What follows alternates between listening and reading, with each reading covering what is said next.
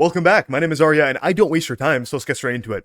The market has ran up for 3 consecutive years now. I think from the trough in 2022 until now, the market is up roughly 80% or thereabouts. Things have been well. Things have been well for a multitude of years, and so it's almost inconceivable, and perhaps if you're a newer investor, it seems almost impossible that the markets could possibly go down. But ladies and gentlemen, data shows that roughly every 7 years, we usually get a recession. And so that's why I wanted to do today's video, to kind of cover top 5 quote-unquote recession-proof stocks. And I should kind of serve you a caveat there that, of course, no business is truly recession-proof. And so we'll kind of go through the outline of what we're looking for with these different businesses to kind of qualify them in our top 5. It should be noted that this was actually an idea from somebody on the Discord, which, by the way, if you join today, the day this video comes out, your contributions will be going towards feeding the homeless. And I plan on doing that on Christmas Day. So if you join, today and basically tomorrow, all the proceeds from the Patreon/Discord are going towards feeding the homeless in a local homeless shelter. And I'll obviously be recording all that and posting that as well. So thank you for that if you do decide to contribute to that. But anyways, so Eggplant from the Discord server asked, could you do a video on recession-proof companies? And so this is that. Now, before we get started in terms of the picks, I do want to go through the honorable mentions. And more importantly, I want to go through the criteria of how we're going to be selecting these different businesses. And I think I have it down. In general, what we want is for the service to be irreplaceable to some extent. So what I kind of mean by that is it's something that is maybe innate to what humans need to function or what the customers need to function. It's something that is very integral to, if it's a B2B company, for example, the business's operations, if you're selling to consumers and stuff like that. An example of that, and I'm kind of giving away one of the picks here, but something like grocery, like you need to buy groceries, you need to buy food in order to live, right? So, it's something that is, as a category, irreplaceable. Now, of course, you could choose between various different groceries. And again, I'm kind of hinting away at one of the different picks here. But that's point number 1, in my opinion. It's something that is irreplaceable, that you need. Categorically speaking, you need it. Item number 2 is subscription business. And so this kind of ties in with the last point of like, okay, so maybe you have a business that is irreplaceable and whatever, but maybe you could trade down in terms of your usage of that service. So for example, something that isn't going to be on the list is, for example, Coca-Cola, which no, you don't necessarily need their products per se. It is like a pretty defensive name and that type of stuff. But because it's not subscription like at all, the issue you have is, people could kind of reduce their frequency of purchase of Coca-Cola products, or they could maybe even trade down in terms of brand names, right? So it's a very much consumption-based sort of business. And if that consumption changes in any capacity, then that's going to some extent, in a recession, it's going to affect Coca-Cola adversely. And so point number 2, we want something that is ideally not exposed to the customers scaling up or down their usage of that product. And then point number 3, kind of similar to point number 1, but something that's non-discretionary. So again, Coca-Cola, technically at the end of the day, it is up to your discretion. Like, you don't have to drink Coca-Cola. Of course, a lot of people do, and it's a pretty defensive name and whatnot. But I think that's partially due to the business just being very mature, and so it's defensive because it's mature, not necessarily because the actual product is non-discretionary. And so with that being said, our honorable mentions. And I promise you, I'm not saying this because it's like probably the company I'm most bullish on or whatever the case is, but first and foremost, honorable mention, I have Uber. Now, again, right away, your gut reaction is probably like, Arya, what are you talking about? There's no way this is a super cyclical, it's not a recession-proof business. But think about it. The 2 main categories that they're involved in is mobility and is Eats. And we'll get to Eats in a second. But mobility in specific, as the business has scaled and become bigger and bigger, particularly in their most mature markets, what we're seeing is that people are kind of using Uber as a means of getting around and getting to work. And in some cases, even like using it to be able to go pick up groceries or just do like daily activities, getting to friends' houses, whatever the case is. Like, they're literally using it as a form of, well, it is transportation to just kind of get around. It's like a form of, like public transit to a certain extent. So there's that aspect of it. And the flywheel of more riders coming onto the platform, or more customers coming onto the platform, more drivers coming onto the platform, that infinite flywheel of being able to bring down ETAs is going to result in you bringing down costs, being able to increase the wages of the drivers. And so it becomes a more attractive platform for both users. And so at the end of the day, this is a business that over the long term is only going to be more attractive to both the customers and the drivers. And as those costs continuously come down with this new AV stuff, right, you can think that if we do actually go into a recession, then it would be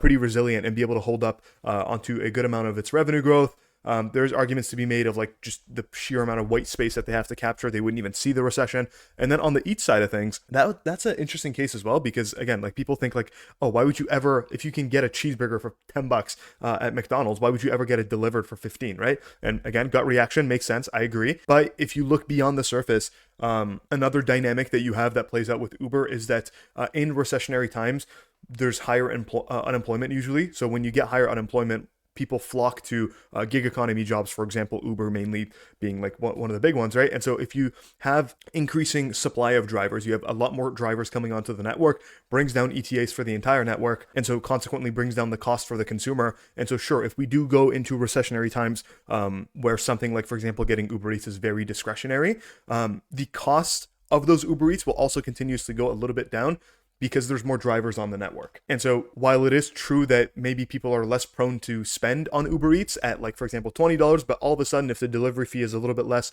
the supply demand curve of it, right? It kind of goes to like a lower point on the supply demand curve. And not to mention the Uber customer on average is a little bit more affluent than just your average everyday consumer. So there's that aspect playing for them as well. That's honorable mention number one. And again, I'm saying honorable mention because I do believe that if we actually did go into like a pretty brutal recession, Uber would be adversely affected. But for like a lighter recession, I would imagine that, you know, in an environment with like a weakening consumer, I don't think they get hit like people think. That's kind of my opinion on it. Anyways, business number two. And again, like you can really make a good argument as this company is actually pretty recession proof. I have Spotify, and you know, music is something that is very central to people's lives. Like people really love their music. I mean, it's as simple as that, right? And a subscription to playing music, right? It crosses a lot of the boxes in terms of the criteria that we outlined earlier. The reason I have it as an honorable mention and not one of the picks is because they do have a ad-supported business, right? They have like a freemium business. So at the end of the day, like the music that they are offering, I can imagine if we do go into an environment which is very difficult on the consumer, a good chunk of their premium subscribers maybe trade down to that ad tier, and obviously that's less revenues and less profits for Spotify, so they would be adversely affected in the event of a recession, where people kind of go to like the ad supported tier, and you know, you listen to an ad every 6 songs, whatever the case is. If people are really looking at cutting costs in terms of some of their subscriptions, I think Spotify would get the axe if it really came down to it. Anyways, with the honorable mentions out of the way, number one, and you might have guessed it because I did put Spotify as an honorable mention. But number one, I have Netflix. And again, you might immediately jump at me and say, but Arya, you just put Spotify there. You know, Spotify is like decently similar to Netflix. The reason I have Netflix here is because they don't have a freemium tier, and they never had a freemium tier. And so in the event of like a pretty brutal recession, what you'll probably end up with in like a, you know, kind of like a worst case scenario is people wouldn't really cancel the Netflix because again, like it's like cheap entertainment and this and that, and it's very central to a lot of people's lives. There's a stat out there, and I can pull this up. The average Netflix subscriber watches 2 hours of Netflix per day. And I believe this is just within the US, but still, like that is such an unbelievable figure. You can imagine if you're spending 2 hours of your time every single day watching something, that is incredible value to the subscribers of Netflix, and they're getting a huge amount of usage out of it. And so what I see with this is, even in the event of a recession, what you're probably going to have is people won't cancel their Netflix subscription, but what they might do is they might go down to the lower ad tier. And then if you do go down to the lower ad tier, I believe the economics, and you know, we don't have clarity on this, but I believe the economics work out to roughly break even, or sometimes in the benefit of Netflix. And the reason I say sometimes in the benefit of Netflix is because if you pay attention to what's happening with that shift, if you're just paying for the $20 a month subscription to Netflix, no matter how much content you watch, if you watch 2 hours per day or 10 hours per day, Netflix gets the same $20 from you. But if you are on the ad tier of Netflix, and so you're paying your flat, I don't know, what is it, like $8, $9, whatever, to Netflix, and then in addition to that, you're watching, for example, you're a power user, you're watching 5 hours of Netflix per day, then Netflix is making revenues off of you based off of that watch time, because they're putting ads in front of your TV shows every time you watch a show. So the more shows you watch, the more ad revenue they're going to make off of you.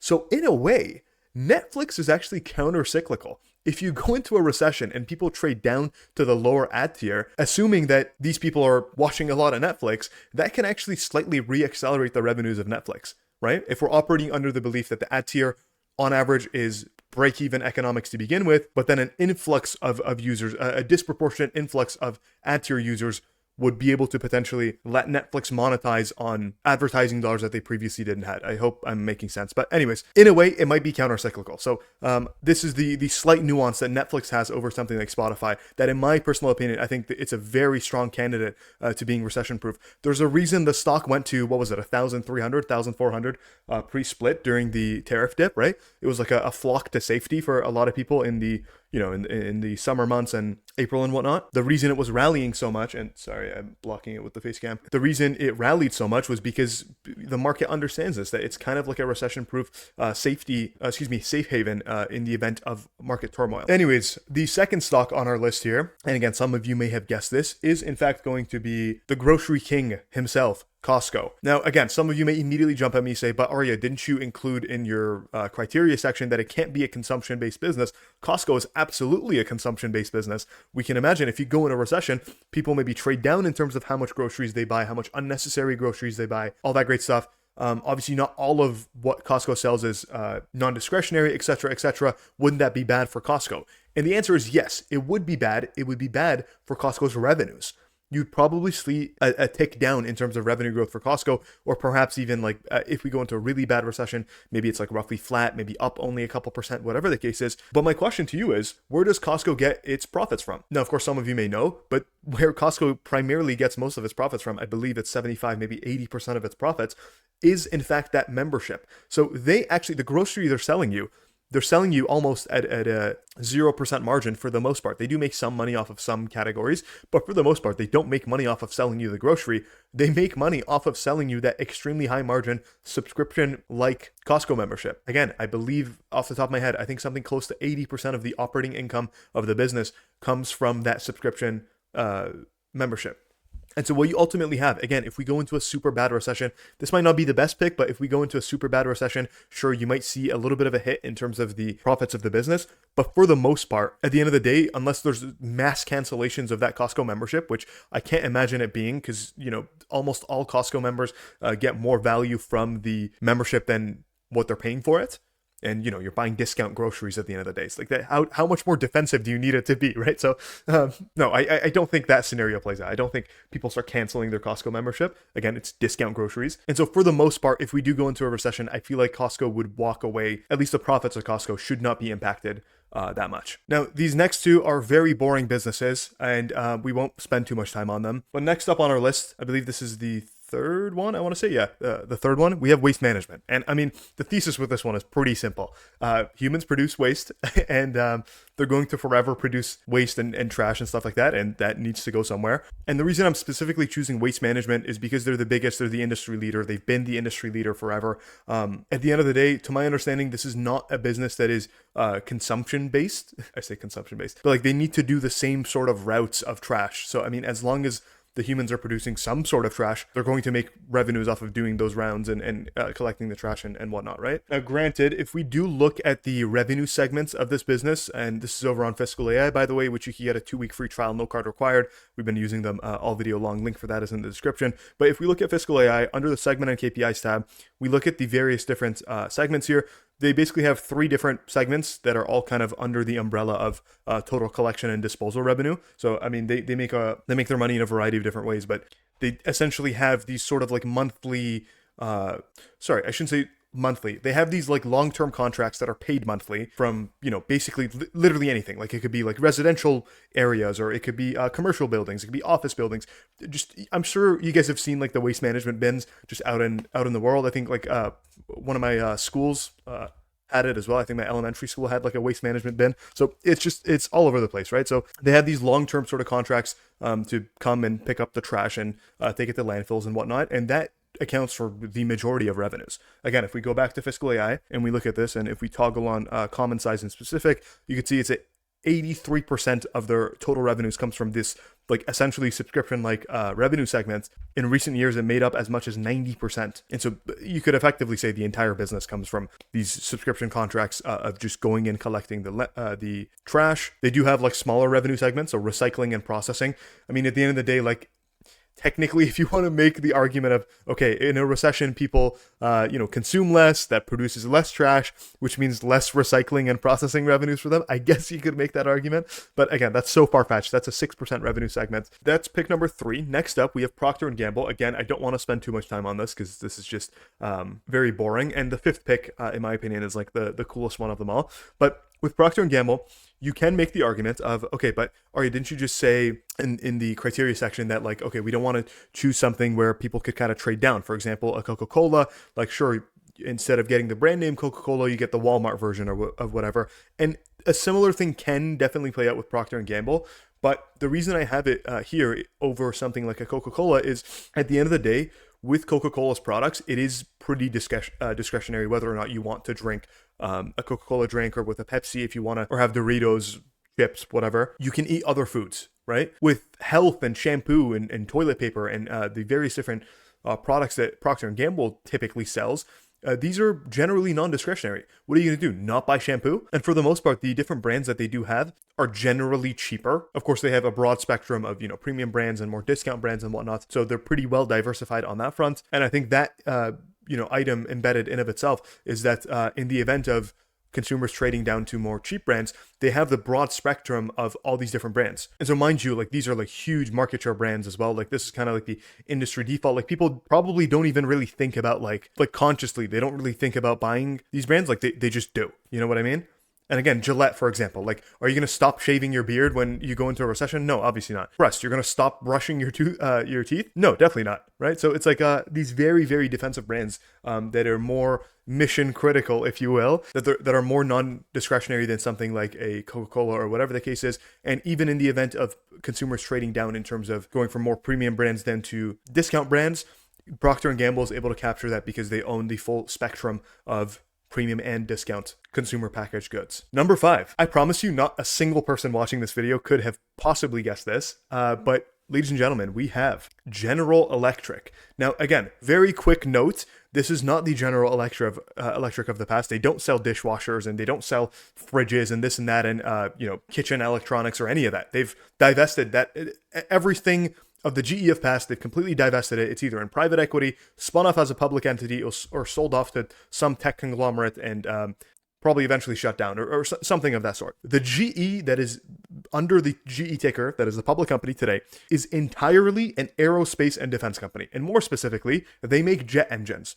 Now, again, that might start ringing off some alarm bells and thinking like, oh, but jet engines, that's super cyclical. If we do go into a recession, that means that, there's probably less travel because travel is evidently very, very cyclical and very prone to the state of the consumer. And if we go into a recession and there's less travel, that would probably mean that these airlines that are on a constant hamster wheel of buying more and more planes, because obviously, the secular growth of travel globally, that would mean that they maybe delay buying planes, maybe they reduce the number of planes that they're buying, or in some capacity slow down the purchase of these planes, right? That's probably what would happen. And isn't that bad for GE, who is selling them these jet engines?